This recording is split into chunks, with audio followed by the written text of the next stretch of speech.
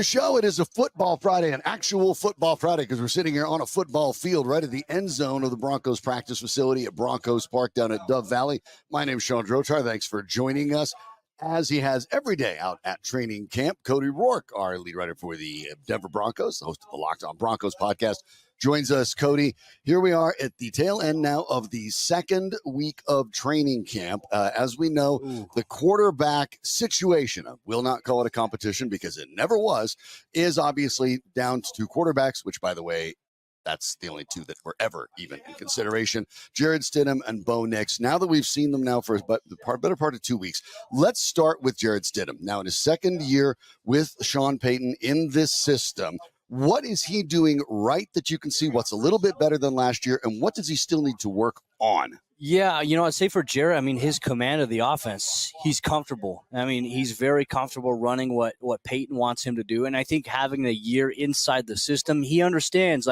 what his job is. And I would say he's also done a really good job of getting the ball out of his hands. He's not really a guy that's going to hold on to it too long, which is nice to see. He goes through his reads and progressions. Kind of like exactly what Bo Nix does. Both of these guys do that really well, which is why I think it's really just those two primarily in the competition that we're talking about here.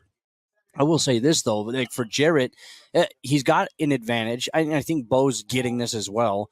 The leadership aspect. These guys do things away from the team facility. And he's been around that in a way that Bo Nix hasn't yet. Yeah, and Jarrett Stidham last year was actually a big part of the team stuff that they would do. They'd do something on Thursdays together. It'd be offensive players, defensive players that go out to dinner. They'd go out and do these different things, and they'd do activities outside of just having dinner. So they just do a lot of off-the-field bonding. So when you look at this locker room, they love Stiddy.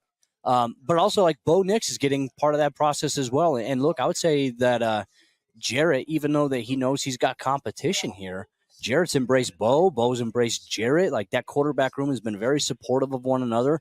So I'd just say in terms of, Stidham's leadership is another thing he's doing really, really well right now. If I had to say maybe one area that maybe he could improve on, this is the one thing I've noticed a little bit. Jarrett is going to take, the short stuff, what's in front of him. But you want to see him take some more chances, more shots downfield, which I feel like he hasn't done that consistently so far in camp. Bo, on the other hand, has also taken some chances downfield, which has been nice to see. He's had some success. He's had some misses. I think for him, he's still getting used to the altitude because you play at sea level. You're slinging the football. The trajectory, is pretty straight line, but you play at altitude. Sometimes it'll sail a little bit on some plays. But that hasn't really been an issue for him consistently here in camp. So I'd say for Stidham, it's just, take more chances. Be aggressive. Take some shots downfield. I don't know if that's just part of Denver's install, that they've just been going the short to intermediate stuff. Denver needs to be good at that. They weren't good enough at that last year. So I'd say, and that's the bread and butter of NFL offenses. That's just me cherry picking what I think he could do. But he's done a good job. He's had a really good camp. In Stidham's case, and it's funny because you think about it, we're talking about, at one point, two former Auburn quarterbacks. Stidham transferred to Auburn from Baylor and finished his last 2 years. Of course, Nix went from Auburn after 3 years and went to Oregon for 2 more years. But that's also, at least regarding Stidham, it is times in the pro, and granted, he hasn't had a lot of time in the pros either, but back in college too, not a high touchdown guy, 36 touchdowns in the 2 years at Auburn, so not throwing huge touchdown numbers. Of course, Bo Nix was 74 in his last 2 years at Oregon. Different offense, but they're not so far removed from one another that it's not really the idea that Stidham is going to be probably he is more of a conservative, don't screw up the game quarterback, because we know he's not a Patrick Mahomes, a John Elway that you're down in the fourth quarter, you're going to go, oh, it's all right, we got Jarrett Stidham, we're going to. Did you watch the Hall of Fame game last night?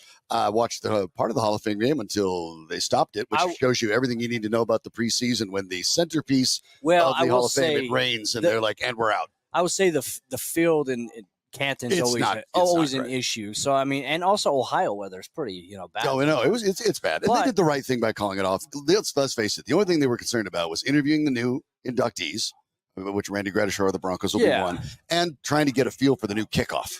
Yeah, which a little underwhelming, the results, what we saw. Average field position at the 26. But it's early, and I think that's where it's like, okay, now all these teams that there was played, still activity. Yeah, so they're going to watch interesting play. They're going to watch and they say, okay, hey, this is what this team didn't do well. Here's how maybe we can tweak our approach to it. That was good. But my main takeaway from the Hall of Fame game is backup quarterbacks. Mm-hmm. And you have to have good backup quarterbacks in today's NFL. I think Brett Rippon, gosh, that's my guy. I love Brett How Rippon. about that? Brett is just a guy who works so hard. I was so happy to see him, capitalize on those opportunities in Chicago last night. There's Davis Mills, who was a former starter, but now is relegated to a backup role here.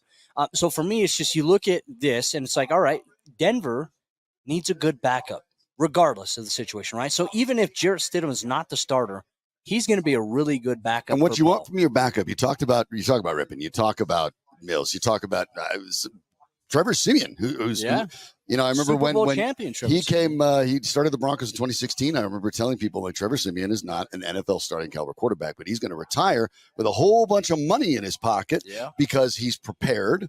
He's coachable. He's willing to accept the role that he is the backup and understand, hey, you know what? There's only 32 QB2s in the world too. And you get paid pretty well for that as well. And we've seen in the last 2 or 3 years, you'll play. So many backups have to play. You'll play. We're getting to a time in the NFL where nobody, or at least very few, make it through all 17 games. Now they want to make it 18 regular season games. Right. Yeah. You will see fewer and fewer times when quarterbacks will start all of them just nagging injuries will get here and there. So it is important. And Stidham's been a backup, not a problem. Nix was asked about it early in the week in a sort of a weird question. Would you accept being the backup? And Nix had the right answer. Well, I don't really have a choice. Yeah, that's the job. If I'm told I'm starting, I'm starting. If I'm told I'm backing up, then I'm backing up, and I'll do my best at it. But his intent is to start, and we believe. You and I went on record earlier this week saying Bo Nix will start week 1. We feel comfortable with that, and he'll start every game if healthy. Yeah. But when you look at Bo Nix's first couple weeks, what is he doing well, and what does he need to work on? Yeah, I would say Bo.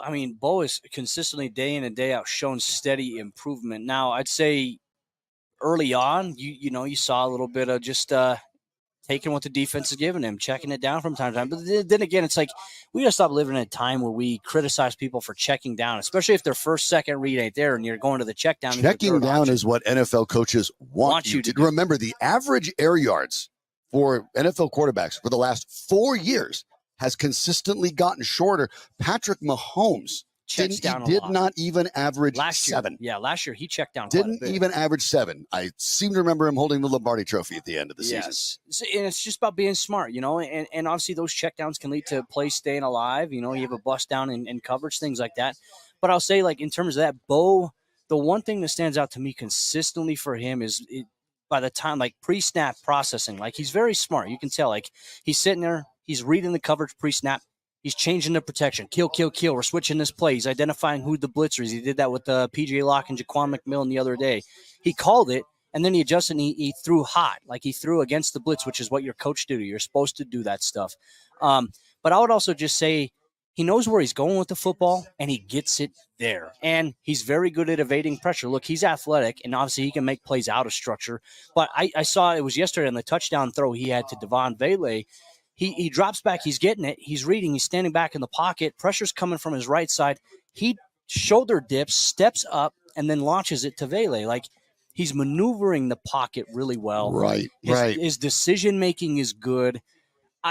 I don't know where the narrative came that he didn't have a good practice yesterday, because literally 7 or 8 of us watched it and charted every play that he had. I didn't see or hear any of the things that I've seen spread on social media. I don't understand that, but it is what it is. I thought Bo had a terrific day. He had 2 good days in a row. And then last Saturday, he had a good day. He had the early interception, but then he shook it off. He threw 3 touchdowns. And I think he's just gotten more confidence as the days keep going. And he's stacking days here. It's good to see. We don't know what the QB rotation is going to be like today. Sean Payton's been playing some tricks with us. We'll see if it's Bo.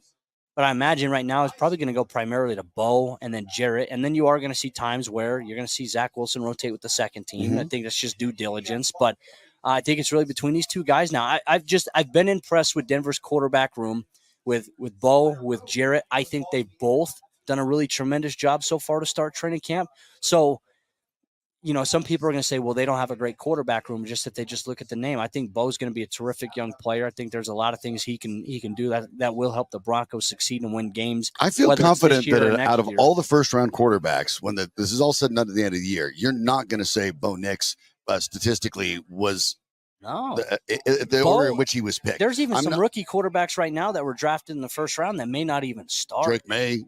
first and foremost, obviously. Yeah, he's struggling a little bit in camp, according to reports. J.J. McCarthy's kind of up and down a little bit. Which warned about a guy that really was not counted on to do that much. It was a running offense. You brought up the part about the managing the pocket, which is very valuable in the NFL. In fact, one of the most valuable quarterback skills, and it doesn't get talked about probably as much as it should. That's what Sean wants, because Sean has said, too, he wants to extend to that pocket. He said, the pocket's not always going to be clean, but you need to win from the pocket at times. Now, that said, they couldn't do that with Russ. Mobility does matter, and Bo Nix is much more mobile, much more mobile than Jarrett Stidham. Yeah, and especially when plays break down. I will say this: Jarrett Stidham has like this underrated. He's got a good instinct as when to tuck it, and mobility to him. So I think some of that mobility matters as well. Not that, quite frankly, not that Sean Payton really wants to win that way, as you pointed out. It's a game where he wants to win from the pocket. Here's my belief. It's not going to be primary passing. It's going to be they want to run the football. Right. Sean wants to run the football. And play action. And what I think about, too, is like, okay, they go out and they draft Estimate, but it's like they reportedly had strong interest in Josh Jacobs. They're in free agency. Why wouldn't you? So it's like you don't go and have interest in a running back like that if you don't plan to make your identity offensively to run the football. Javonte drops 10 pounds. Javonte looks great out here. Like, don't know where that rumor even came up either, that he was going to be on the cutting block for the roster. Like his roster spot has never been in jeopardy. So that to me was a little weird. It's really just health, right? And it's just outside speculation. But man, he's dropped to 10 pounds, 11 pounds. He looks great. Denver's got a lot of good competition. That's why I think Denver's going to be so much better than people think this year. They're young, and if they stay healthy, they have players who can make plays. I think they're going to be a team that a lot of people sleep on. That hey, right now the Lions and the odds have them at 5.5. But the reality is, I think they're going to easily hit the over. And I think so much of it, if they could stay healthy and run the football well, I think that they're going to be in a pretty good spot. They're going to surprise some people. Yeah, with the idea with Sean Payton, you think about, the great Drew Brees offenses and the numbers Drew Brees put up. But in the end, you're right. This Broncos team, they apparently based by, and again, I always say pay attention to what people do, not what they say, especially when they're in the business of selling something. And the Broncos are in the business of selling their football team to fans. So this looks to me very much, I see it the way you do. This is a team that's going to be based on the power run, the gap run, play action here and there. And a lot of the passes I expect to be short and dump offs, which is something you saw on Sean Payton teams when Drew Brees was there, because he had a stable of runners and did it by committee, including receiving backs. So I look at an Estimate as a power guy. I look at Javonte Williams. I look at Samaje Perine, who Payton has consistently called out about his ability for blitz pickup, for running through the tackles, for running outside. Tyler Beatty's had a really good camp as well, under the radar. Yeah, there's a lot there. And, of course, Jaleel McLaughlin is there as a change of pace. He and Javonte are locks. Yeah, and I quite frankly feel Perine is too. So I think it will be interesting to see how this all shakes out. But I agree with you. This is going to be 4 backs. It's not a high-flying – this is not going to be a high-flying offense, because Sean Payton knows what he's working with one way or the other. Jared Stidham's never done it. Bo Nix is a rookie. So this isn't going to be the team where you're dropping back and throwing 35 times a game. You don't want that.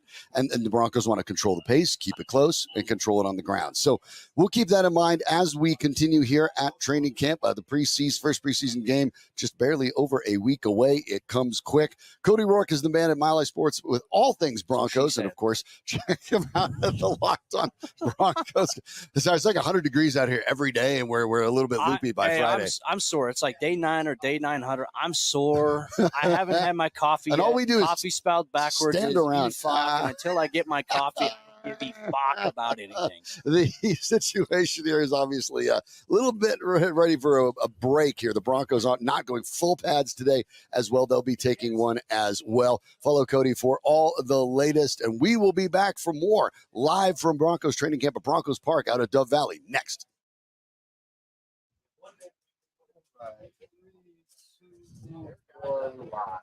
And we are back. Yep, it's just that quick here out at Broncos Park at Dove Valley. I'm Sean Drotar. With me now, Nate Lundy, the head of Mile High Hi, Sports. Everybody. And, of course, you've had an opportunity here, Nate, all over the programs here. The multiple podcasts, the Fave 5 podcast, of course, the host of You Bet Tonight for years as well. It is really hot, Sean. It's not as hot as other days, but there's no wind. There's no breeze. None. Will Lutz is having a nice practice day because nothing's swirling around. Except, can we talk about something for a second? Those flags, you can't. They're at the back of the post, right? Okay, so they are. They're not moving. See them because they don't move. They're not moving. But I want to talk about something related to Will Lutz really quickly. And we might need like Danny Bailey, producer to the stars, to figure out a photo of this. Have you noticed the goalposts off in the distance that they practice on? Yeah, they kind of. So they practice on ones that are skinny, right? They bring them in from what the actual NFL size is, which I understand, right? Working on accuracy, you want it to go right down the middle all the time. But they're also leaning a little bit. I mean, they're like me after too many IPAs. They're like slightly to the left, leaning over like they're gonna fall on somebody's head, and it's been bothering me. Danny's gonna post up on socials here a picture of what we're talking about. It's the NFL, right? That's got to be I'm assuming strategic, right? Yeah. There's a reason for it. I'm assuming it Changing is the like, angle, something. Is it something where you're supposed to take into account like wind? Maybe you're trying to like I don't know. I need to have a conversation. Kicker, so you have that hook. And yeah, I need to have a conversation with Mr. Lutz to find out why. Well, he's the guy wearing number 3 that is not Russell Wilson, even though for fans that will take a little getting used to. No, I think fans are actually already used to it, Sean. I got to be honest with you. I think fans were ready to erase. Are we going to see a lot of jerseys with Lutz taped over Wilson in the stands this year? Yes. A lot of kicker jerseys? I think there's nothing wrong with that. No. Highest scoring player on your team every year. Yeah. I mean, I think you just go ahead and go with that. So anyway, I just wanted to point out a few factoids for today. And this is first world sports broadcasting problems. It's hot. True. There is no breeze. True. But Drew or otherwise, it is Friday, and I'm not going to bitch because it's Friday. That doesn't help the Broncos, who, of course, will be back at it tomorrow with a scrimmage expected for the Broncos as well. But today, just going in the shells, basically just the shoulder pads and helmets. They have the big old Guardian caps on today, the kind of puffy protectors on the helmets. Can I give you my prediction, by the way? For the scrimmage? No, just in general. Sure. Those are going to start to be the helmets that they wear in games. Unquestionably, that's the case. That's it will coming. Happen. It's just a matter of when. It will happen. And they're just going to grab like, the people with the cold when it's snowing in Colorado, and they have the stretchy toppers that stretch across like your side mirrors. Yeah. They're going to put those on top of those helmets. Yeah, the Chargers have been doing it. And then that's where the Chargers logo's or the going to Rams. go. I can't remember. It's one of the LA teams has been doing it already. Well, the University of Colorado has done it up in Boulder. They're wearing those caps, and they actually put a layer on it that has the emblem on it. Yes. And I agree with you. There's no question that down the road, that's what helmets will look like going forward. And so it makes sense to get used to it. It is NFL Hall of Fame weekend, Pro Football Hall of Fame weekend, more accurately, the NFL Hall of Fame game. Part of it was played last night before the weather popped it off. And like I said with Cody, if that shows you how important the preseason is to everybody, I don't really know what is. Like the field's kind of blah, weather's kind of blah. It's the third period. Do you want to just go home? Everyone just kind of went like, we actually do. Yes. And so the only thing they wanted on TV was to make sure at halftime you could bring out the 7 inductees to the Hall of Fame. That got done. And we can just call it a day. Half of you are watching the Olympics anyway. So that's what happened with the Hall of Fame. I would rather watch a slow pitch softball game with Hall of Fame members. Oh, yeah. Than I would absolutely watch that. Thursday NFL useless game. Bring them out. Let's go slow pitch style. And let's make it like a beer league. Yep. Let's put a keg at second base, where you're not allowed to actually go from second to third until you've pounded a beer. Right. Things like that. I mean, normal softball rules. I basically want it to look like an older version of what Wash Park looks like every Sunday afternoon. I don't want to pitch to Julius Peppers in the slow pitch game, but otherwise, yeah. Yeah, but you could put yourself behind you got one of those protection things like they do for the home run derby. Yeah, okay, that'd be okay. I want no part of that when Julius Peppers is. That would actually be viewed. Absolutely, and I would watch that. B, then you're not asking teams like the Bears, who practically announced in April that no starters were going to play. Right. It's useless. It's absolutely useless. And I know I understand what the NFL is doing. I know they're trying, but it's a waste of time. It really, I agree with you. And like it's a harder preseason for the teams that are in it. They have to play an additional game. They have their training camps have to go longer. I guess that can be an advantage for some younger players, give them a longer look. But if you ask coaches, the funny thing is, as this league goes along the way it does, the coaches like less contact, less exposure to injury. We saw Quinn Bailey, unfortunately, suffer a serious injury out here in practice. Coaches want to get through the preseason and the training camp process clean and healthy as possible. The only things that actually really are difference makers for coaches, and you talk to them across the league, they'll tell you the same thing, have now become the inter-team scrimmages. The two scrimmages they'll have with the Packers prior to the Packers game is more important than the game against the Packers, because you can line up the things you want to do with the opposing coach, and you can work on stuff. Which has been my argument all along. Mine too. Which has been my argument all along with an 18-game regular season. Get an 18-game regular season, kill another preseason game. Do one at home and do one on the road, and continue to do these joint practices because they gain a lot more from that. Yeah, that's period. Fine. End of story. You're right. You'd have to do probably two, because nobody wants to give up the gate. So you'd probably have to do two of them. But I think you would do two, because if you did two, you could do one at home and one on the road. That makes sense. You're right. That's why I say two. You're thinking smart business. I was just thinking they're dumb and let's have fewer of them. You do 18. Every team gets 2 bye weeks instead of one. That's going to be part of it. And wham, bam, thank you, ma'am, we're done. It's not that hard, people. No. And the players get a larger piece of the pie, and they intend to negotiate for that as well. Now that we're looking at the Hall of Fame inductions going on tomorrow, Randy Gradishar, long overdue. One could very easily make the argument, with apologies to Floyd Little, who absolutely deserves to be in as well, and is. Either Floyd Little or Randy Gradishar should have been the first Denver Bronco ever inducted into the Hall of Fame. But Gradishar, playing in Denver in the 70s, and having Denver finally ignite when he helped spearhead and lead the Orange Crush defense, that brought him into the spotlight as a professional. He was already an elite college football player. He finished 6th in Heisman voting in 73 as a linebacker. You didn't do that very often. But Gradishar, obviously in Denver, virtually a legend, has been forever. But the fact that the delay, he was inducted into the College Football Hall of Fame in 1998. It's been more than a quarter century since the NFL finally caught up. And that, to me, is absolutely fascinating. We were talking about it before the show. Nate, you did not grow up in Colorado. I did grow up in Colorado. And so hold on. The Broncos are bringing us presents. How about that? It's from Damani? How about that? Oh, that is too nice. Hold on. We got to interrupt the show here for a second. I want to see this. Hold on. I got one. Damani's giving us presents. Look at this. How thoughtful. What a dude. Oh, very love kind, because it's so hot out here. We're going to show everybody live. Hold on. We're going to show everybody live what blue, is going and on. Mine is white. Oh, I love it. Oh, heck yeah. Did we make the team? Are we on the team? No, you do not want me on this team. You don't want me on this team. They don't. Damani sure as heck doesn't want me on this team. No. Good not heavens. Unless, I would snap in half. Yeah. Oh, these are awesome. So very thoughtful for the Broncos. Thank you so much. Thank you to the Denver Broncos. See, we got a little polo from the team. I'm going to leave it in here because otherwise I'm going to spill my coffee on it. And turns out mine was white, so I'm definitely not going to spill coffee on Damani and the Broncos organization, thank you very much. This makes up for the fact that it's way too hot out here today. Yeah, well, they didn't control the weather, Nate, so that's not their fault. Anyway, I want to go back to what you were talking about with the fact that he went into the College Football Hall of Fame in 98.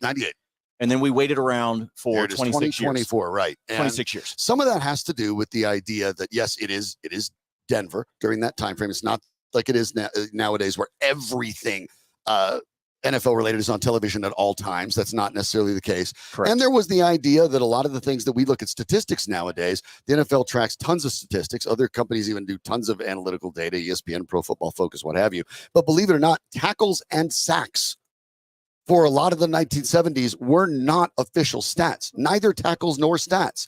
And so there was this idea that the Broncos coaching staff was somehow padding Randy Gradishar's stats. Yes. And that sort of rumor, and it was a rumor, sort of led to a lot of people who never really watched Gradishar from afar to go, oh, okay, well, never mind. And when you talk to contemporaries, it was ridiculous. This is long overdue. But, you didn't grow up here. And so it's interesting talking about what you had heard of Randy Gradishar growing up. And the answer was probably not all that much. No, it wasn't. There wasn't a lot to it. I had some familiarity because I would get the games because of Seattle being in the division back in the day. And it's worth noting, you grew up out west, not out east. Yeah, I grew up West Coast. I grew up in Oregon. And so I think that a lot of my knowledge of Gradishar came much later. And it certainly started to kick in 15 years ago when I moved here. And you start to have this recognition of players that deserve to be recognized in their respective halls of fame. and the amount of disrespect. Yes, it's funny to hear, because remember, there were people that said that was what that there are people today that say that's what Nikola Jokic does, is pad his stats. So I don't know what it is about Denver that people think we're out here making up numbers. Nobody's paying attention, and so they try to make something up to excuse why they're not paying attention. Yeah, they still try to treat it like it. They still try to treat it like it's a flyover team. And so, like I said, I sort of get where it comes from. I think my disappointment in how long it has taken for Randy is the people that are on the committees. They know. And it took, I think, a while for the committees to turn over. They know. And become people who had a better view of that. It's different when we talk about, there wasn't, the East Coast wasn't familiar with this, or the media coverage wasn't there in the old days with Sports Illustrated or whatever, right? But the folks that are on the committee do know. And that's the part for me that got to where I was saying this is inexcusable. And for years, Gradishar kept making the semifinal cut. Yes. And then never ended up getting a little further. It's like he kind of got stuck there. And so I give a lot of credit to the guy that's actually standing off to our right now. You can't see him in the shot, but he's off to the side, and that's Jeff Legwold. Yeah, correct. Because Jeff Legwold is that person. Leggy is the one that steps up and speaks on behalf of the Broncos and the former Broncos and the org as a whole, and pitches these. I mean, he's one of the key people in that situation when it comes to the committees and it comes to voting and things like that. And so, I give a lot of credit to him, because sometimes you do have to step in to some of these folks that may not have the same familiarity that you do because of your geographic location or your assignment as a reporter and as an analyst. And so it's nice to be able to take that and present it to others. It's disappointing in how long that it took, but I will say this, because it's true about a lot of things in life, Sean, as you know. The end result is what it should be. And so at the end of the day, I have to say that the committee finally got it right. And the beauty of it now is when you're talking about the number of Hall of Famers, obviously the first one to make it in, John Elway, and then that sort of opened the floodgates. Now when you talk about Gradishar being added, long overdue for the Orange Crush, that there aren't as many situations in which you look at it and say that there are people that are really lacking. I would make the argument for Louis Wright, Gradishar's teammate on the Orange Crush defense. I'm not sure Louis will ever get what he deserves there, but I can make that argument.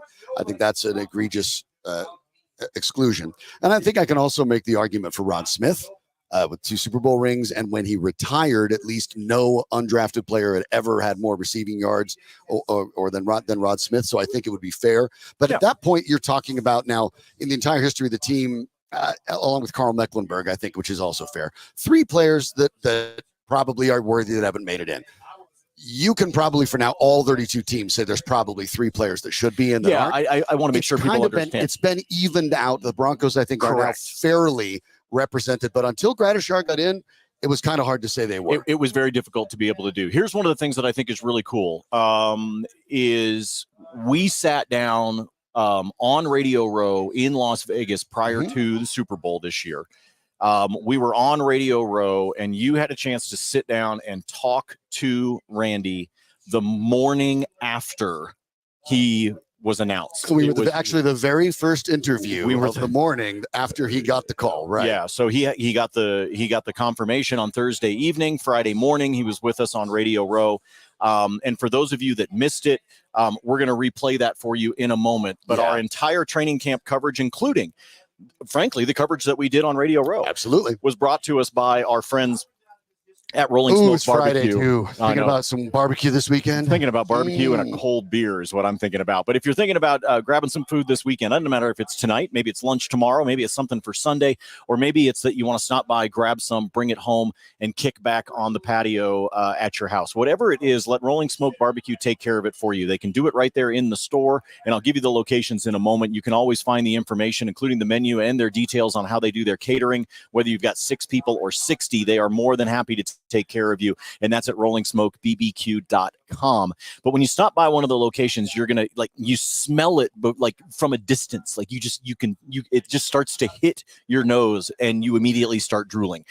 It's a Pavlov response. Actually, for me. You made me think about it, and I'm already exactly. So make sure that you stop by one of the locations. All of the meat's hardwood smoked the way that it's supposed to be done. The sides are made fresh every single day. And keep in mind, that they run out of stuff. All right. Wednesday evening, I actually stopped by the location that's closest to where we are right now, closest to me, and grabbed some food. And you know what? I walked in and I look up on the chalkboard. Hey, we're out of burnt ends.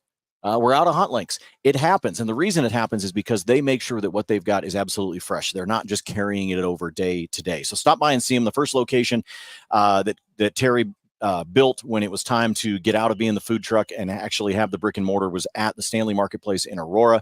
Then came the location in Centennial at the corner of Dry Creek and University, in the Golden Mill, and the newest one up in Wheat Ridge. And of course, if you're going to a show at Red Rocks, you can find him up at the top of Red Rocks if you want to grab yourself a bite to eat before you enjoy the show or film on the rocks or whatever it is you happen to be doing. In at the same time. You can. See? It's all for you. there for you. RollingSmokeBBQ.com. And when you stop by, tell them that Nate, Sean, and Mile High Sports sent you.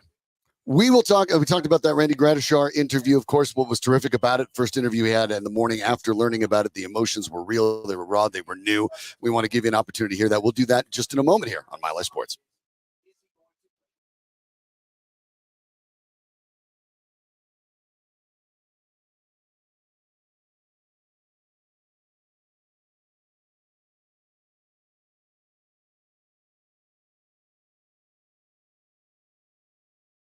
Welcome back to Super Bowl 58 Radio Row in Las Vegas. The man sitting across from me needs no introduction to Denver Broncos fans and now needs fewer introductions to anyone across the country. Randy Gradishar, congratulations on your induction into the Hall of Fame. It's obviously a monumental day and an important for you for the first time ever today. You woke up as a Pro Football Hall of Famer. How did that feel? Well, it's just a great honor to be now knowing that I'm going into the Pro Football Hall of Fame. And of course, I'm from Northeast Ohio. I'm about 40 miles away from Canton. So I knew the Hall of Fame stuff was back there. I'm an original Buckeye and I went to Ohio State and all that Ohio stuff. And now I'm going back to actually Canton, Ohio, and through the NFL, Denver Broncos. I never dreamed about high school football. I never dreamed about going to college. I never dreamed about going to Denver Broncos or NFL. And so this has really always just been it's still a real blessing for me to be able to be sitting here and talking to you. I had a chance to talk to you briefly out of Dove Valley on the day that the seniors committee elevated you to the status for the final ballot. The process between then and now, has it been nerve-wracking, or was there a bit of a weight lifted off because you knew that it was basically done? Well, I didn't know until the Bronco media called and said, Greg and Carrie Penner want to talk to you about the Orange Crush. Because I said, well, okay, that's okay. Because and then a guy named Steve Atwater was going to be there, and they wanted this information about the Orange Crush because they didn't know. What made you guys so good? I said, well, can your wife, my name's Beth, came along, and we went over the next day and sat with Greg and Carrie Penner, the owners, and I explained to them why the Orange Crush defense was pretty good and it's so good, and then all of a sudden he stood up and he said, we're going to go to this other room. I said, well, okay. And so my wife and I, Beth, followed him and Carrie. And then all of a sudden we walk into this room and there's about 30 or 25, 30 people, media people, standing there, filming, cameras, microphones. And I hugged my wife and said, Bevy, we're finally in. So it was a real exciting time, that experience. And then also I looked to my right, and I saw this guy named Tom Jackson and Billy Thompson, who were part of the Orange Crush, and the Broncos scheduled him, those two guys, to come in and help celebrate this. And so that experience, and then finally, after just a couple years, knowing that I'm going into the Pro Football Hall of Fame, Canton, Ohio, has just been a real blessing. I still haven't digested all that. It's actually going to really happen, but this is helping being out at the Super Bowl and being recognized. Randy Gradishar sitting with me, Sean Drotar from Mile High Sports, and obviously none of us ever get to wherever we are alone. And there are people that you want to thank. There are partners that you want to thank. What have you been thankful for along this process? Well, to getting to this point, I always knew that that would possibly happen through the Lord and the Lord's timing, but also knowing that the credit goes to the John Ralston, who drafted me and drafted that whole Bronco Orange Crush defense. And then my defensive coordinator, Joe Collier, created at that time the 34 defense. Everybody else was playing 43. I never played 43 at Ohio State. I also played 2 inside linebackers. So we didn't call it the 34 defense, but Joe created that. And I was very familiar with it. I learned it quick. And all of our defensive guys, that Orange Crush defense, and it's all about a team. It's not about Randy. It's, I'm one of 11 guys. And, and then, so that's where the credit goes for, having the opportunity to work through the 34 defense. And then all of a sudden, and during that time for the probably first 4 or 5, 6 years, offenses didn't know how to react to us. And because we were coming from here, inside, outside, different stunts that we were doing. And then, and I don't know if they ever figured that out either, but, and somebody told me while I was here, that Harry Carson and that Lawrence Taylor, they played that 34 defense. Well, I want to tell everybody that I take credit for that. Yes. And the Denver Broncos do, because we created it, and they just happen to be on the East Coast, giant guys and all that stuff. Yeah. So it's been a real blessing to be here, and knowing that I'm going in and having the experience, and now really looking forward to going to the Super Bowl for sure. And of course, the whole point that you brought up with the folks on the East Coast, that's part of the reason for the delay of all this, that the Broncos recognition, especially with the 34 defense, the Orange Crush, there are seeds of that in the Super Bowl. We look at the way Steve Spagnuolo calls his defense, a base 3-4, as much as anybody does, bringing not necessarily extra blitzers, but bringing guys from different angles, different stunts, different timing, dropping guys back at different times. This is still part of the DNA of the defense that you spearheaded. Right. And, I'm trying to understand a little bit, watching their defenses today at Denver Broncos and other teams when I watch on TV. And it's a little bit different, but it's still similar.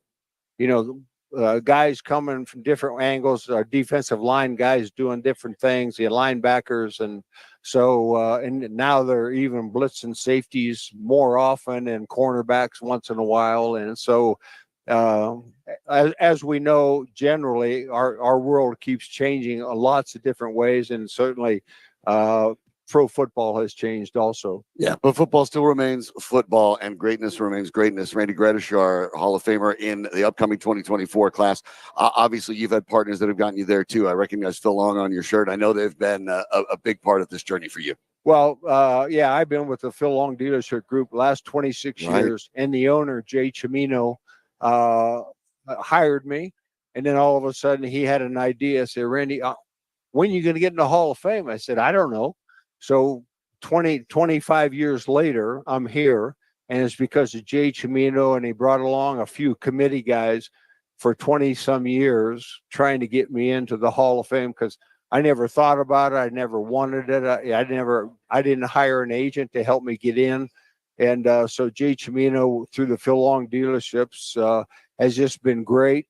And now finally, and he's been doing that for 26 years. And I'm just very appreciative of that. And now realizing physically being here at the Super Bowl and being recognized that it finally happened. So my credit goes to Jay Cimino. It's long overdue. It's funny, on a personal note, I was born and raised in Denver and grew up watching the Denver Broncos. One of my earliest sports memories is watching some of that Orange Crush defense. You're not old. You're too young to remember. With too much detail, but I do remember literally being bounced on my father's knee, pointing at players and pointing out a 53 and saying, that's what you're supposed to do on a football field. So it really is a treat to talk to you. And as you pointed out, with being a team, obviously it's been a wait. That's been frustrating. And the defense itself, maybe not recognized as much. You brought up Tom Jackson. About We know about Louis Wright. We know about so many of the great players that also played alongside you on that defense. This feels like maybe this is a little bit for them as well, that you're bringing not only yourself, but you're bringing that team with Yeah, you. well, I'm looking and praying that this is an opportunity now. I'm one of 10 guys of that whole defense, and all of a sudden I'm going in for the first time, and I hope this brings more recognition to some of the other guys on the team, that they'll even be considered for the Pro Football Hall of Fame. So, it's an honor for me to be this first guy here, and I hope that it helps expand the Orange Crush defense. And we got named. I got to ask you a personal question. Did you ever get an Orange Crush can with Randy Gradishar's picture? I did. And I believe Bob Swenson. Oh, if I'm not mistaken. Well, he was outside. Him and Tom Jackson Right. were outside, guys. I kept telling Tom Jackson, I said, you can never play inside because you got to be smart. I mean, all the stuff that we got to learn inside, and you guys on the outside just rush every once in a while or find one receiver and try to cover them. So they don't like to hear that, but that's the way it was. Yeah, and you know what? And you get the victory lap today. So I know you have a really busy day. Thanks for making time for folks in Broncos country to talk about this. My co-host back in Denver is Sandy Clough. He wants to pass along his sincere congratulations, of course, after all the years as well. We know you have a very busy day. Enjoy your victory lap. It is well-deserved, and enjoy your Super Bowl weekend. Hall of Famer Randy Gradishar. Been a long time overdue, but very nice to be able to say that. Thanks for having me on. Thank you so much. The Denver Broncos need to draft a quarterback in this year's NFL draft if they hope to get back to the NFL postseason. Here's why. If you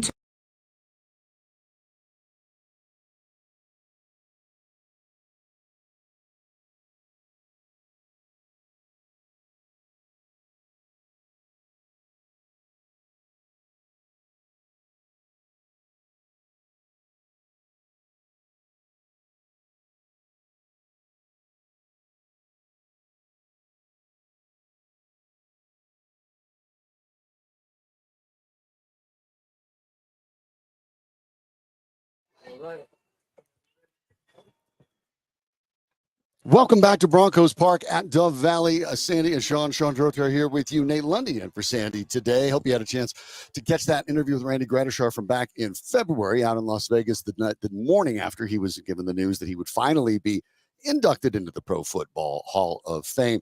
The Hall of Fame game last night, Nate, well, a little bit of it, but the most interesting part was probably the first view of the new kickoff rule. And through 7 kickoffs, the average field position start was the 26.1 yard line. So in that regard, I think, and people look at it in the first respect, for everybody to look at it and they're like, well, it's weird.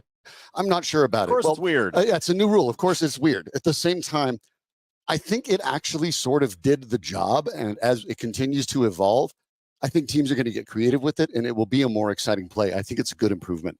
And at worst case, this is the NFL. It's not Major League Baseball where they look at the slightest change and go, oh my gosh, but for 90 years we did this. Yeah. The NFL changes dozen rules a year. And if they don't like this one, let's just change it again. Yeah, they will. They'll change it again. I get sort of the ownership's idea, right? It was like, well, we had this play that used to be kind of an exciting part of the game, and now nothing's happening, and nobody's running it back, and blah. Blah. And then that's where the most injuries occur, right? On kickoff returns. And so, yes, I think what they're doing is interesting because the whole idea is to bring a little bit of life back into a play that had basically died. Yes. Okay. Yes. Now, that said, there's also part of me that's like, well, why don't you just kill the whole thing? That was the thought. For a while, the idea was instead of a kickoff, get rid of it. You just line it up at the yes. expectation was line it up at the 25 and let the other team go. And I think for a couple years, they're going to give this a go.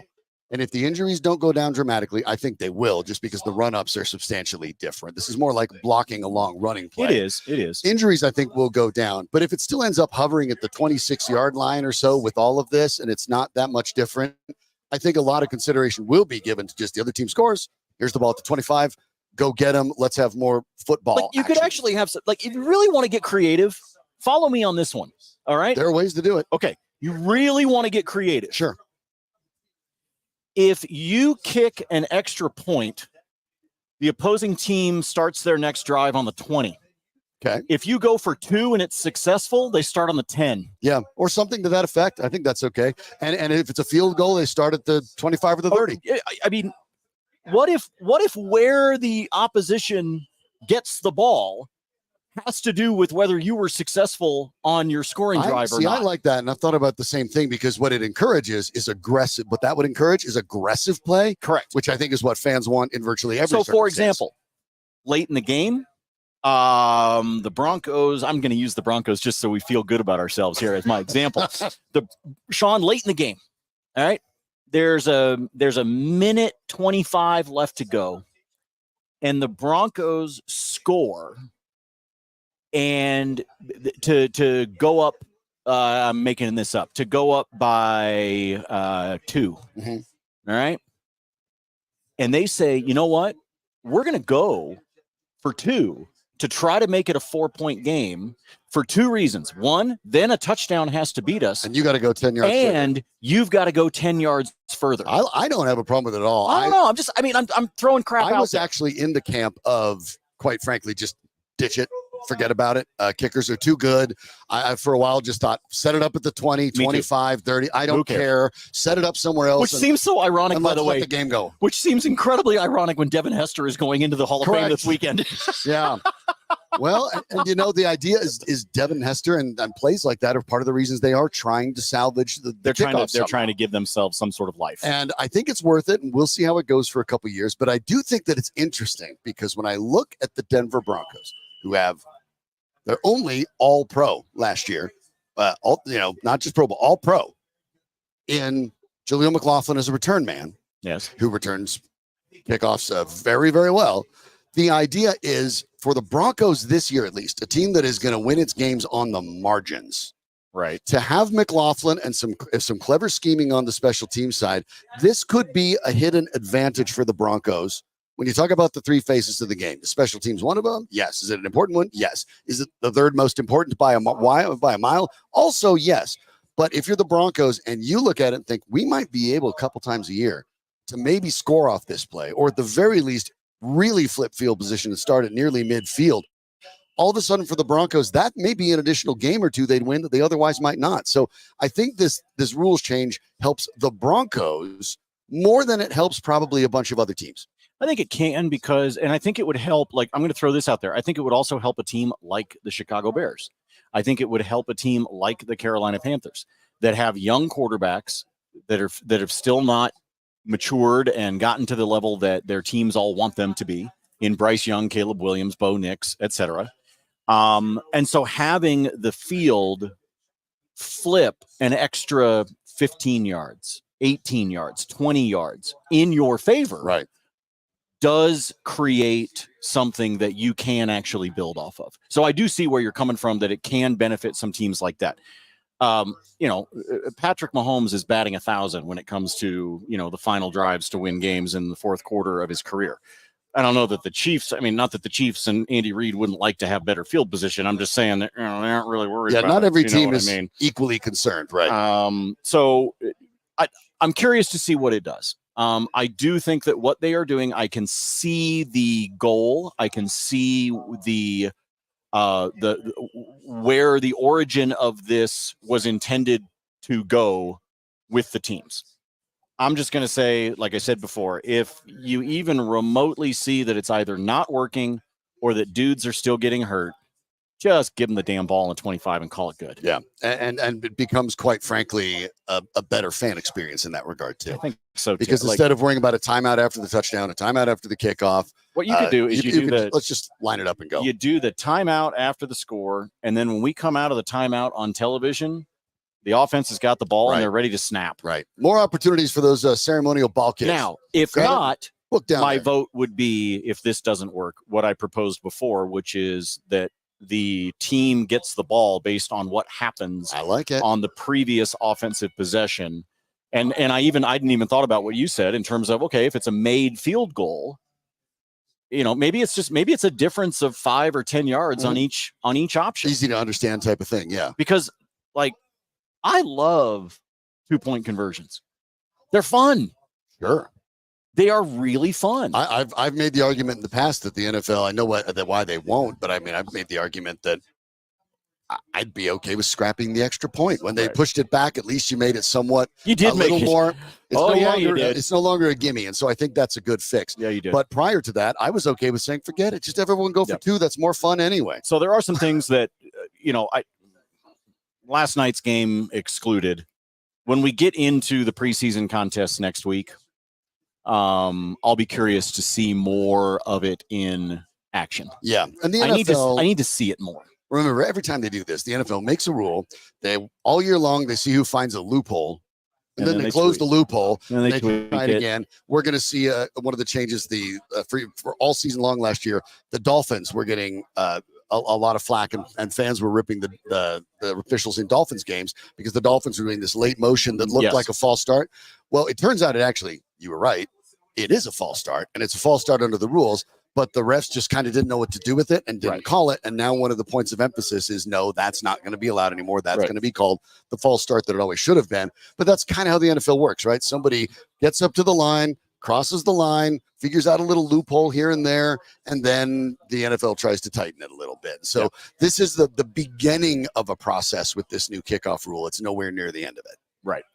We will see it continue to evolve, just like we've seen the examples of the motion, the examples of the kickoff. We will continue. The way quarterbacks get hit. Yeah. You've seen every year that just don't sneeze on them because that's 15 yards. But everyone understands that now. And so the complaints become reduced because people start to understand whether you like it or not, that's the rule. Yeah. And over time, everyone adjusts. So it'll adjust to this too. But I think it's worth a shot before scrapping it entirely. I think that's the part I will say I do agree with you. I think it is something that rather than dramatically just ripping the band off, well, we want to try this. And first. It's a major overhaul. It is. It's a big difference. We want to try this first. And if it doesn't work, we're going to damn, that sucked. Move on.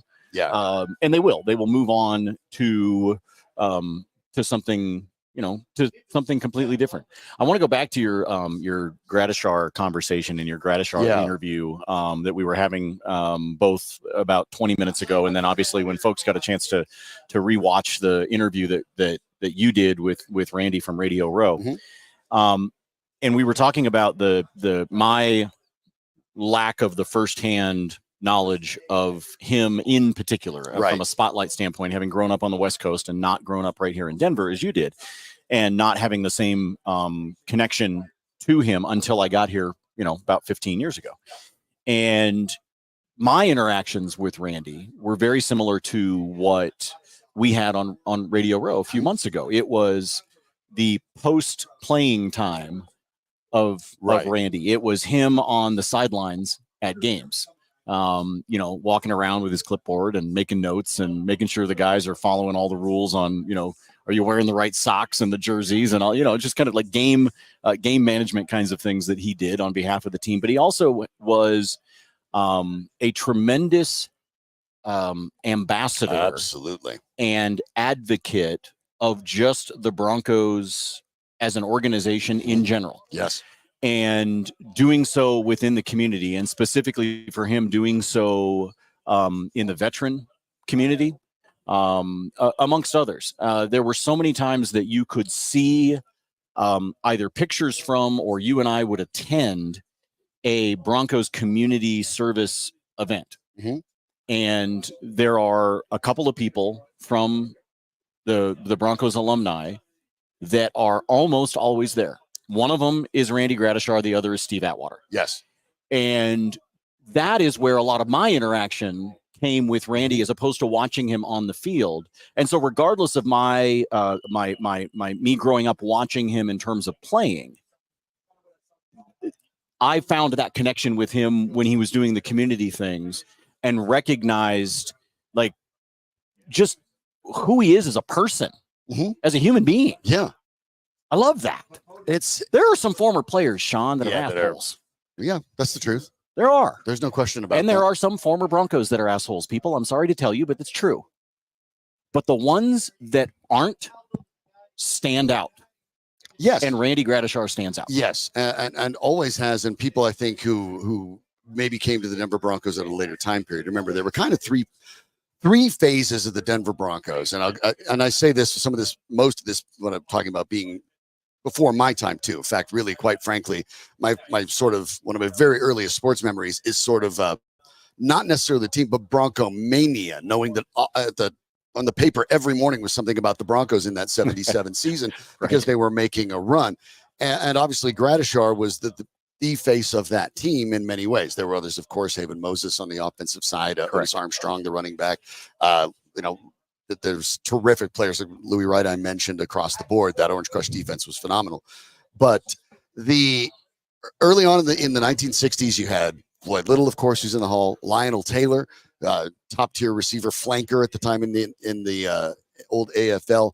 And Taylor, you could also maybe make a case should have been in the Hall. And then you jump to Gradishar. Then the next phase is that Orange Crush phase, and then that carried all the way into the John Elway era. Right. And then it's probably familiar because the Elway era went all the way into the late 90s, that people are now familiar with the rest of how it's gone. But yeah, it's really great to see that. And now there are so many Broncos that are in the Hall. There are 15 Denver Broncos in the Hall of Fame, with Randy Gradishar being, 16 with Gradishar being inducted. And the majority of them, with apologies to Willie Brown, who played mostly for the Raiders, Tony Dorsett, who obviously played mostly for the Cowboys.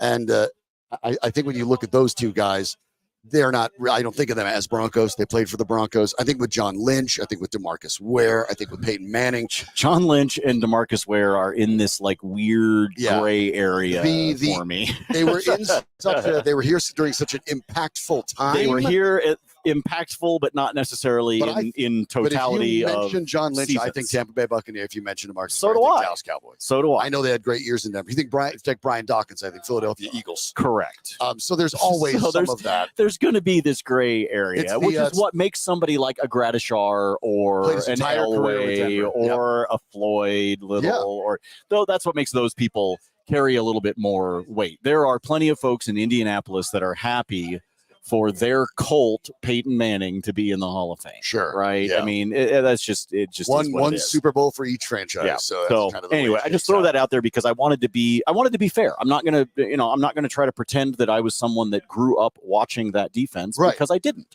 grow up here. Right. But having spent time around him afterwards, in his post-playing career that I've been able to do in the last decade and a half, I think also is something worth mentioning and speaks volumes about who he is long after he had the pads on. Yeah, you mentioned that the Northwest as well, where you grew up. That, of course, Seattle team. Same thing. You can go to the YouTube channel right there from LA Sports. You can catch that interview with Randy Gradishar if you missed it. You can also catch, by the way, for Nate's time frame, back in Jim Zorn and Steve Largent. Of course, one of the greatest receivers of all time and a Hall of Famer, had a chance to sit down with Steve Largent. So you can check that out, by the way. That one too. Boy, Steve Largent's an interesting interview, too. And he was on a crappy team. It wasn't great. Took a lot of hits. He was on a bad team. Really good. Still really good. Really good receiver. So you can always check that out as well. We got to get to a break because the Cubs and the Cardinals are playing in 20 minutes, and I got to put a couple bets in. So will you fill some time so that I can make a couple of bets? Well, I can, because talking about Wellness Wednesdays here, you get to hear from Dr. Rick Perea every single week on Wellness Wednesday. Of course, helping you get your checkup from the neck up. Dr. Perea, the performance psychologist for the Broncos back in 2015 and 2016. That's right. That's the last time they were a winning football team, both Super Bowl 50 and the 9-7 season, which marks the Broncos' high water mark since. Performance psychologist, he's been there for the Rockies, for the Nuggets, Cleveland Browns, New York Giants, the Diamondbacks, the 49ers, the Dolphins, all sorts of different teams. So you know what he can do on the athletic side. But even more than that, he coaches and develops some of the best first responders, pilots, astronauts, surgeons, attorneys, engineers, and even CEOs. So works in the business world, works in the sports world, and he can help work for you, whether it's one of your kids getting into sports, whether it's you yourself trying to get better at business. Dr. Perea can help you get better with all sorts of different therapies and different procedures and different ways to reframe the way you're looking at the world. If you had a chance to hear Wellness Wednesday, you know what I'm talking about. If you have not, you want to check it out every Wednesday, and you can check those out as well on the LA Sports channel if you missed any part of those, because those, as we say in the business, are evergreen, because he's talking about ways to approach challenges in your life. You can find Dr. Perea at Think One for You. That's Think One, the number 4u.org. The behavior design specialist, Dr. Rick Perea, the man who runs the show over there, and our host on Wellness Wednesdays. Check him out again with Dr. P at think1 4u.org. Speaking of the Northwest, there's two Oregon quarterbacks in the AFC West. Of course, Bo Nix and Justin Herbert. Yes. Justin Herbert finished his season with a sling on and dealing with some injuries. Well, he's got a new one, plantar fasciitis, of course, which we know is one of those things that really tends to linger. It's obviously those are two of the worst it's not words in sports. That stuff takes forever to go away, and for it to really go away, it needs rest. And so Justin Herbert is dealing with that. For the Chargers now, it's not great when you finish the year injured and you're starting the next year with a different injury. When you look at how, from the outside looking in for the Broncos, you and I don't have high hopes based on the overall win totals. No. But does the injury to Herbert, even if it's supposed to be enough healed that he can start week one, but knowing that it's probably not going to go away, realistically, he's probably going to have to deal with pain and irritation all year. Does it alter the way we look at the AFC West? Well, no, because the Chiefs are going to win the division. Well, yeah. I mean, if you're looking that way, I think what it does, like, if I sit back and look at the 16 teams in the AFC, right? Yeah. I think that it was on the bubble, Sean, if the Chargers were going to be a wild card team. I agree. I think that's where they were at. And so does this bring them down a notch on the bubble? Yeah, probably a little bit. And it might be a difference maker because this is a deep AFC. Yeah. And so I think they were going to struggle to be a wild card team anyway. I just do. I think they were going to struggle to be able to do it. I think the Chiefs are going to run away with the division again. I think there could be a couple of surprises in there, but when I look around the AFC and I look at, for example, what the Texans have been able to do, what the Dolphins have been able to do, not to mention our usual suspects of the Ravens, of the Bills, right? I mean, the list goes on. And so when you start talking about how you believe that, 7 teams of the 16 are going to make the playoffs, I think you could have made a very easy argument for the Chargers that they were going to be on the bubble. And it's not, in my opinion, it wasn't necessarily because of Herbert. It is because I think their wide receiving core stinks. Well, they got stripped to the bolts in the offseason. So they moved on from everybody. When they're, when the guy that people might want to talk about on that roster is Baby Shark, DJ Shark, that'll be stuck in literally your head now. Danny Bailey started nodding his head. Yeah, that's going to be stuck in your head now for the rest of the weekend. You're welcome. And Quentin Johnson or Josh Palmer, or I mean, I'm not saying those guys are bad receivers per se. I look at but none of them are top. None of them are top tier. You don't have an obvious top tier. I think number one, worse like than you the did, Broncos receiving room, like sure, like what you did when you had Keenan Allen, right. And Keenan Allen is now with Caleb Williams in Chicago. So you're missing that. And if that is going to be the case on that Chargers squad, yes, they made what I think was a very smart move at head coach. I do believe that hiring Harbaugh was brilliant. Yes. I think it was the right thing for that team to do.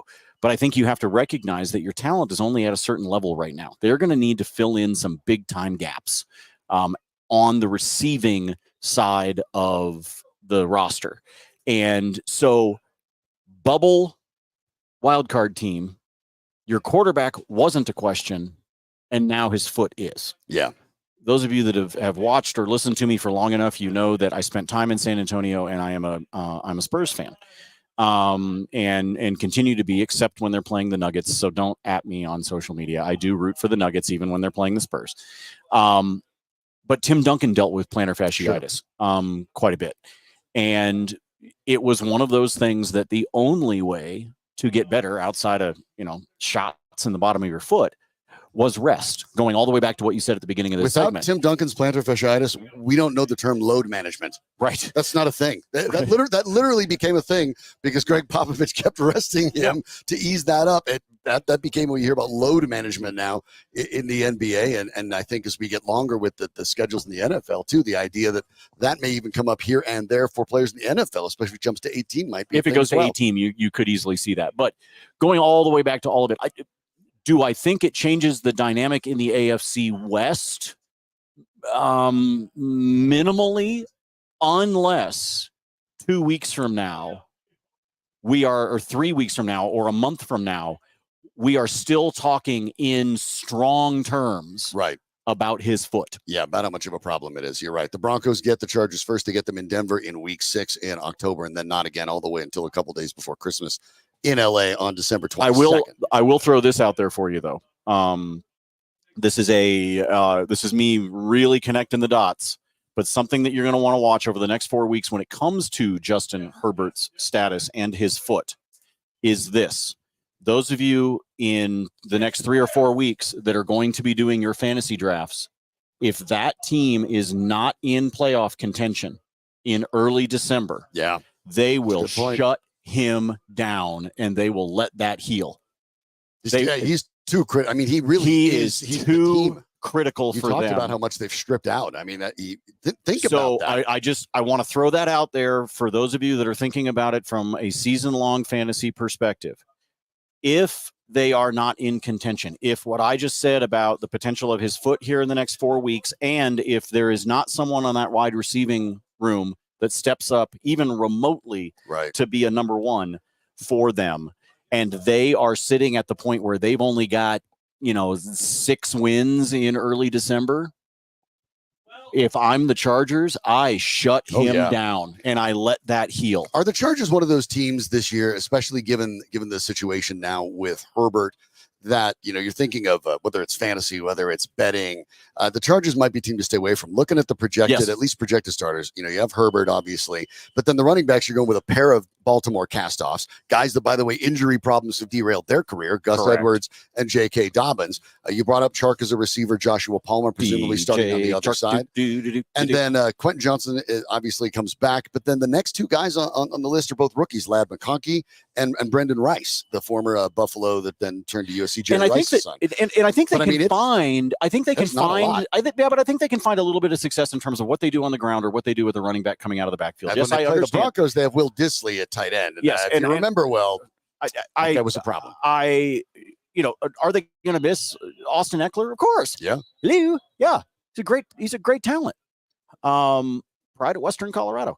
But I think they have problems in a lot of other areas. And so that's why I say tying all of those things together, just another angle for you guys to be thinking about it is there you are thinking about your fantasy draft here in 3 weeks. You're at your buddy's house. You've had a few too many Coors Lights, and you're trying to decide what to do at quarterback.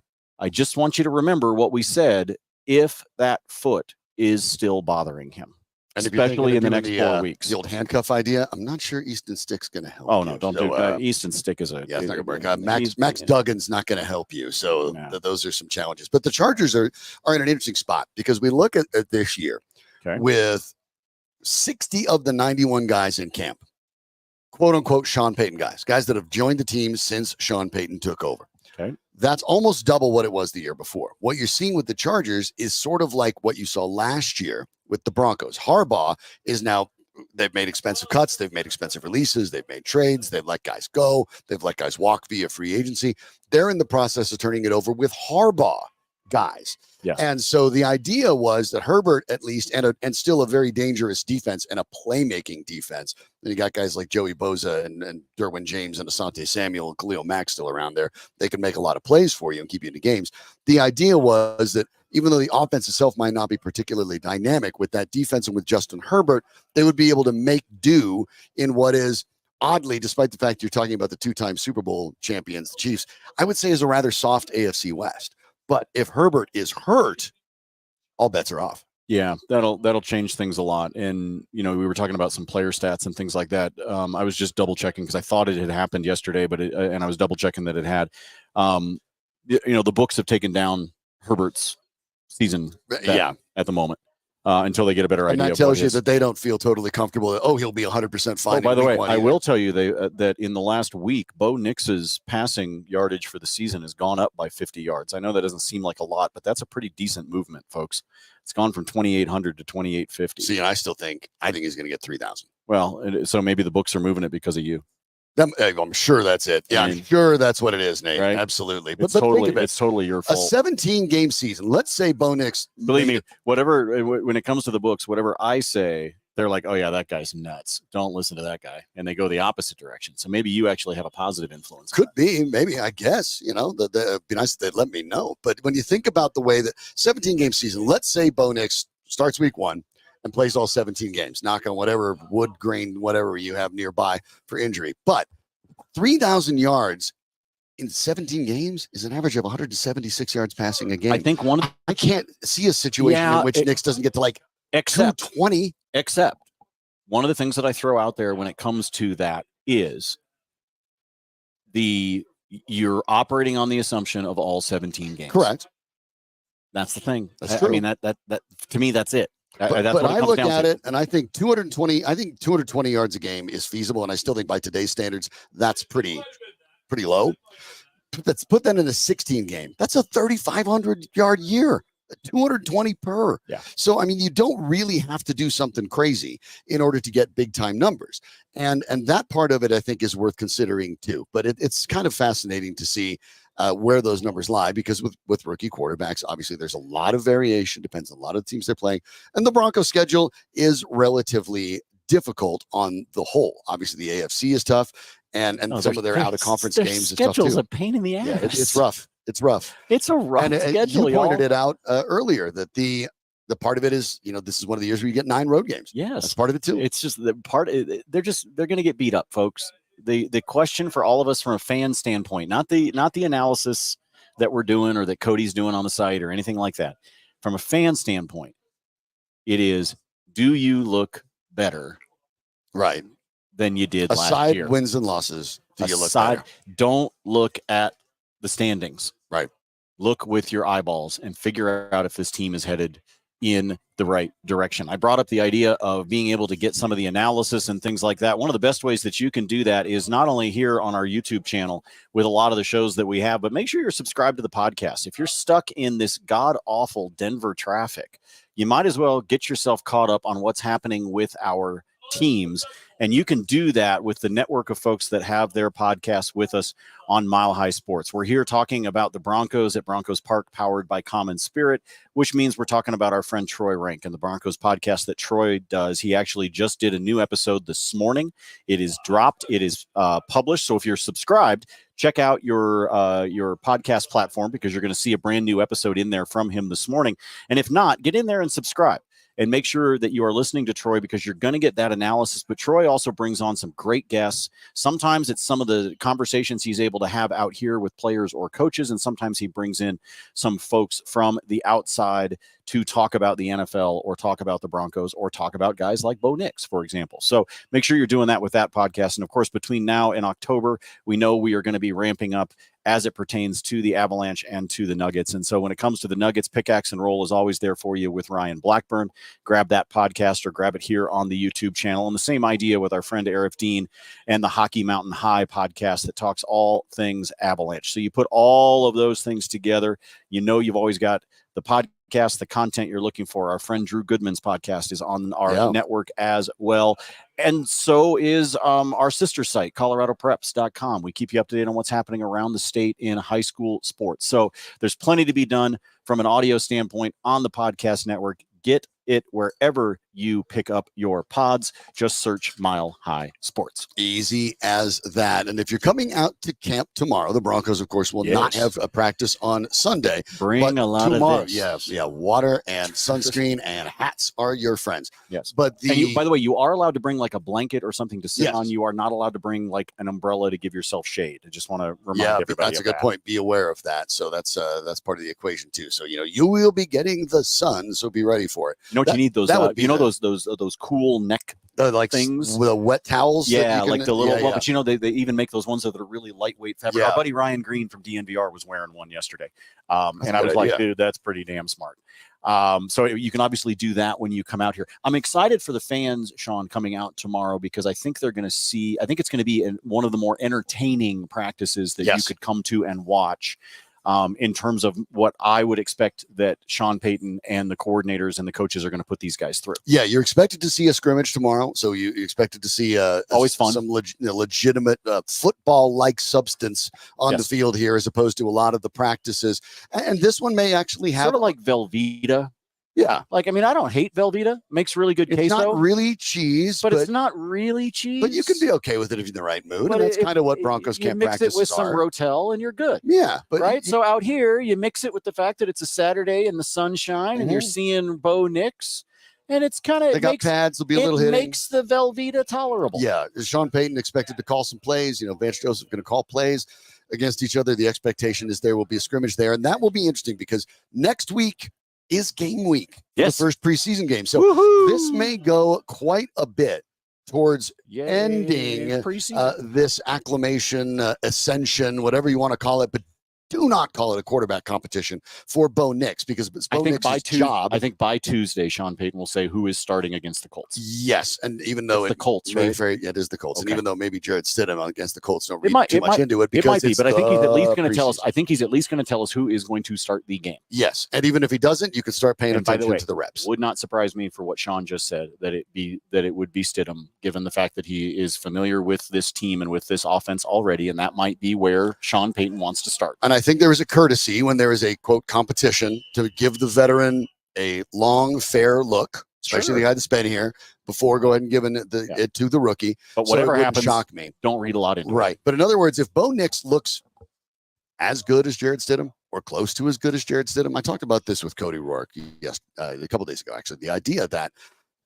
Remember, they're not starting from the same spot. Jared Stidham was here last year. Jared Stidham's a veteran. They're not starting from the same spot. So when Bo Nix is looking as good as Jared Stidham, he's really actually catching up to Jared Stidham. Yeah, what it is he didn't start from the same spot. So as long as he's not Yes. demonstrably worse than Stidham, in reality, Nix is catching up to him. What it is actually the on the field version of what Sean Payton has said at the podium multiple times, in that he is picking up on things quickly. That is, and I'm paraphrasing. A lot of teammates have said that as well. And I'm paraphrasing, but if you pay attention, Sean Payton has said that on multiple occasions on the podium, including, by the way, in the rookie mini camps and in OTAs and things like that. It's not just something he has been saying over the course of the last 7 days. He did it at the combine. Correct. Talking about Bo Nix. He is talking about those. This has been a bit of a consistent theme for him. Now, are coaches full of ish? Yes, they are. They are full of ish. However, when you start to hear something consistently over and over and over again, you have to start to go, okay, maybe there is actually something to it. And that is where I think that we are right now. And so when you talk about him catching up to Stidham's spot on the ladder, if you will, I think that there is truth to it. Yeah, we'll find out a little bit more tomorrow. And then I think next week, when it becomes game week, you'll see a lot more as it starts to become a little more real. You have an opponent you have to scout for. You have to start putting a little bit of plays in. And yes, it's preseason. It's vanilla.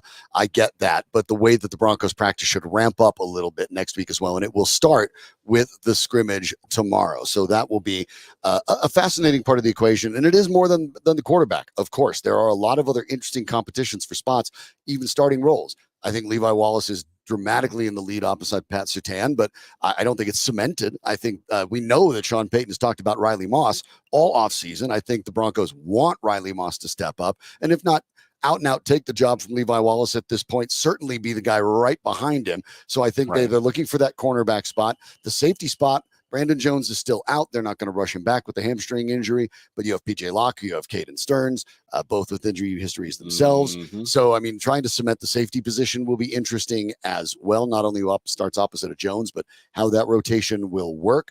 I think you want to see some of the pass rushers. Jonah Ellis will be interesting to watch. Nick Benito will be interesting to watch. Jonathan Cooper and Baron Browning, both in contract years. Yes. So are the Broncos going to pay both of them? I don't really know. On the offensive side, pay attention to the center. Luke Wattenberg, I think, has a substantial lead, but we'll see how that goes as well.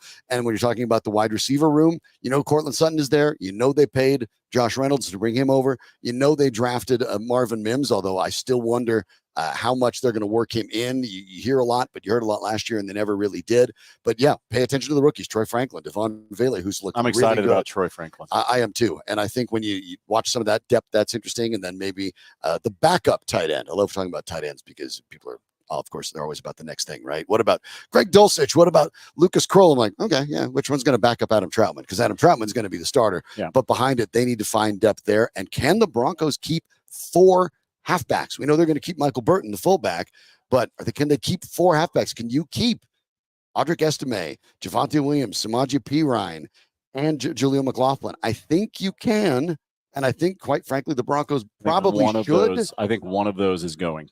I think one of those will be cut, and they will hope that they can bring that person back on the practice squad. Yeah, well, if that's the case, and that wouldn't be a Perine, for example, and so we'll find out what they do with some of that. But again, Perine wouldn't make it through waivers. These scrimmages actually do go a ways towards selling that. So keep an eye on the running back depth when you're watching the scrimmages as well, and keep an eye at the kind of plays they're throwing too. And in Stidham's case, we had Cody Roark on this morning. He was saying that one of the things that he believes Jared Stidham needs to be more aggressive at. And that's, I don't think it's new. He's right. It's been that way throughout his career, somewhat limited at the pro level, but even in college. I wanted Jared Stidham to be more aggressive on the deep throws to make sure that he's a threat to make those deep throws. And that's something you could watch for Stidham to see if he's doing that. In Bo Nix's case, watch out for his mobility in the pocket. Watch for his ability to make quick reads. Those are the things that are telling too. But mostly when you're out here on Saturday, have fun. It's not to challenge I know Iverson here, but it's not a game. It's not a game. It's practice. Yeah, that's all it is. So take it all with a grain of salt, but come out and bring the kids, let them try to get autographs, have some fun. Yeah, have some fun. Just please understand. And I know that we started off today's show after, when I joined you after you were talking with Cody, folks, it is hot. I mean, it is. It's hot. And it's supposed to be hot tomorrow. And where the fans are on the berm, there is no shade. There's nothing. Okay, you are in the direct sun. So the sunscreen, the water, all of that kind of stuff, especially for your kiddos if they're not used to it. That's the biggest thing I can tell you ahead of sitting back and having some fun and seeing some of the new faces and the new numbers on this team. That would be what I would tell you. Like I said, have some fun watching Troy Franklin, watch Josh Reynolds, take a look at what's happening at tight end, look at what's going on with the running back position, look at Audric Estime. Yeah. Because they like him a lot, man. And I understand why. When you watch him, well, they're going for a power running game. He is a power running back. So it's just one of those things that I think you need to pay attention to. And it's one of the concerns that I have about Jaleel McLaughlin is he's not a good blocking back in the backfield. And if he doesn't improve that, we talked about him from a special team standpoint. Mm-hmm. I think he's safe because of that. I think he's safe because of that. But if this coaching staff finds someone that can do similar types of things in this new kickoff situation, he may be the odd man out because for a Sean Payton team, if you are lined up behind the quarterback, you better be able to do pass pro. Yes. You better be able to do it. That's an expectation of, and frankly, it should be an expectation of every coach, but historically, it is very obvious that it is important to Sean Payton. And so if Jaleel McLaughlin doesn't pick up on those kinds of things, and some of it's just his size too, that can be problematic. I have some concerns for him. Troy Franklin, as an example, you talk about size. I'd like to see Troy put on a few pounds. I would. Just a little bit, because I think because I'd like to see him with a little bit of strength, especially right off the jump of the snap. Yep. And that's a common challenge for rookie wide receivers. Of course it is. The first time you really get pressed at the NFL level, it's different. Because he's tall. He's 6'3". Right. Okay. He's tall. Right. Leverage is different. But he also only weighs like $185. And so that's why I'm like, I would like to see just a little more. Okay, I would like to see a little bit more on him so that he can body up with some of those corners, especially if he's getting pressed coming right off of the line. And I think that's what's going to help him overall, because when he was at Oregon and he was catching passes from Bo Nix, you're going up against a much different set of corners and secondary in the Pac-12 than you will be in the AFC West, let alone all the other teams that you've got to be able to. In the NFL, they're going to get right up in your grill. Yeah. So I think you just want to make sure that you're smart about things like that. So that's like, and I know that is me crazy nitpicking. It's just one of those things I look at in the long run. Can we get him to be closer to like a $195 without giving up a step? Yeah, I'm pretty sure. I mean, it's not like I need the guy to be 220. He'll grow into it. Obviously, I think he will too. I think when you start doing the NFL regime of the workout schedule that goes a step beyond what you were doing even at Oregon, I think that's where some of it comes in. But look at that backfield. Look at some of what they're doing. If you come out here tomorrow, or if you're going to decide that you're going to come out next week, and we of course will be here next week with you as well every day here on the YouTube channel. You catch us live at 11 a.m. as camp goes on. If they are having camp, we are having camp. Absolutely. And we will be here. And from the entire crew at Mile High Sports, congratulations. Randy. Absolutely.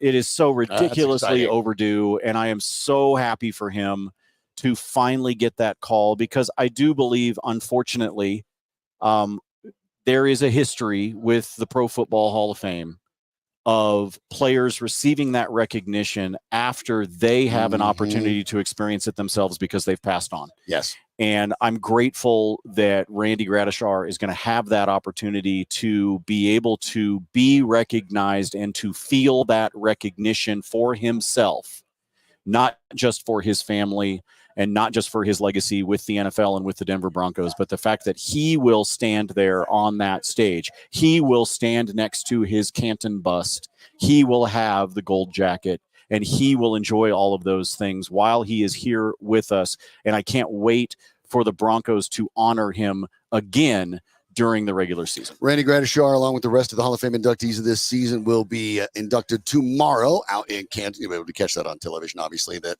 ceremony starts at noon out there, and be a little earlier, obviously, here, 1 hour earlier at 11 a.m. Colorado time, so make sure you pay attention to that. By the way, too, I'll throw them a little bone here with the Denver Broncos. If you're coming out this weekend and you're thinking about that Orange Crush defense, today at the team stores, both here at the facility, Dove Valley, and down at the stadium, apparently the release of a whole bunch of Orange Crush licensed and memorabilia, Randy Gradishar celebration for the Hall of Fame. You'll be able to go look at some of there's a bunch of the Orange Crush stuff coming back. Of course, right now this weekend, the Broncos will have all of that. If you're feeling nostalgic about that and want to celebrate that along with the Randy Gradishar's induction, you can check that out as well. We're looking forward to seeing that. And we'll be back on Monday when the Broncos, of course, have a scrimmage. And then it will be game week already. Preseason will be upon us. So thanks to Cody Roark for joining us. Of course, if you missed any part of the program, you can check it out. Go catch that interview with Randy Gradishar we made right after he was alerted that he would be inducted into the Hall of Fame. A really great opportunity to hear from the now Hall of Famer, Randy Gradishar. Danny Bailey is the man, not in the booth. He's the guy out here, but without Danny, we don't do anything. It doesn't work. We don't even have buttons out here. So it is all Danny Bailey. Thanks to Danny for making it work. Nate Lundy sitting in. Thanks so much, Nate. Mostly thanks to you for catching it. And we will be back on Monday. I'm Sean Drotar. This is Mile High Sports.